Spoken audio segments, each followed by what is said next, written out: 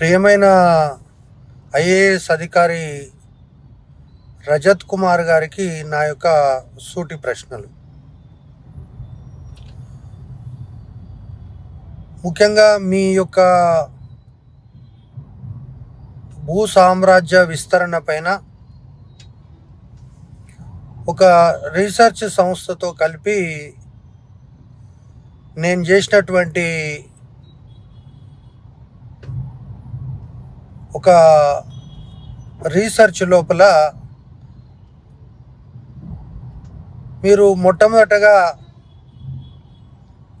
కొన్నటువంటి భూమి,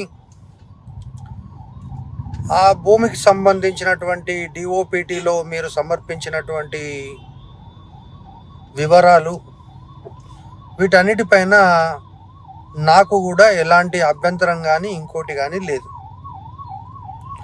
కానీ ఆ తర్వాత క్రమక్రమంగా మీరు విస్తరించినటువంటి భూమి ఏదైతే ఉందో ఆ భూమికి సంబంధించి మౌలికమైనటువంటి కొన్ని ప్రశ్నలు ఉన్నాయి. ఒకటి, ఇప్పుడు మీ ఆధారంలో లేదా మీ యొక్క స్వాధీనంలో ఉన్నటువంటి మొత్తము భూమి ఎంత?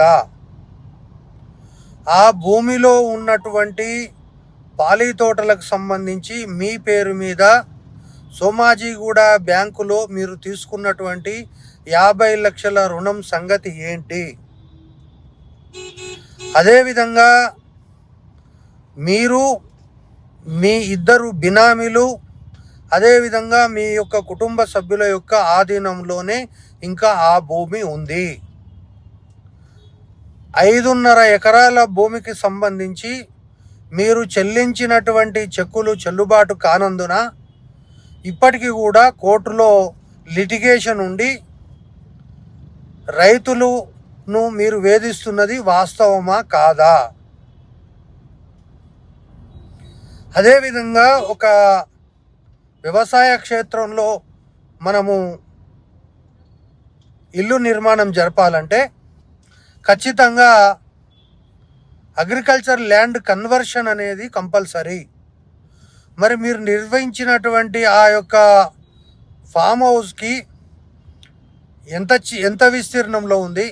ఆ విస్తీర్ణంలో నిర్మించినటువంటి ఫామ్ హౌస్ కన్స్ట్రక్షన్స్కి సంబంధించి మీకు గ్రామ పంచాయతీ హౌస్ నెంబర్ కేటాయించిందా? హౌస్ నెంబర్ కేటాయిస్తే మీరు ట్యాక్స్ కడుతున్నారా? ఒకవేళ ఆ ఇల్లు కట్టేటప్పుడు మీరు గ్రామ పంచాయతీ పర్మిషన్ తీసుకున్నారా? ఒకవేళ తీసుకుంటే ఆ యొక్క అగ్రికల్చర్ ల్యాండ్ కన్వర్షన్కి సంబంధించినటువంటి దస్తావేజు పెట్టగలరా?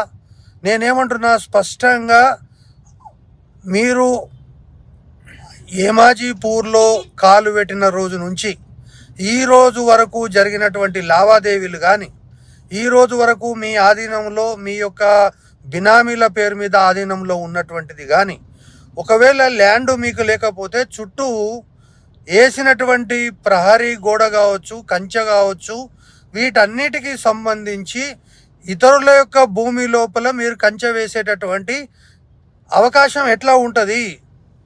అదేవిధంగా మీ పాలి తోటలు అనేటటువంటివి సరే మీరు లీజుకి ఇచ్చిండ్రా లేకపోతే ఇంకోటి చేసిండ్రా, కానీ 100% మీరు అందులో సాగు చేస్తున్నది వాస్తవమా కాదా? ఒకవేళ మీరు దానికి సంబంధించినటువంటి పూర్తి వివరాలతోటి చర్చకు వస్తే ఏ టీవీలోనైనా చర్చకు నేను సిద్ధము.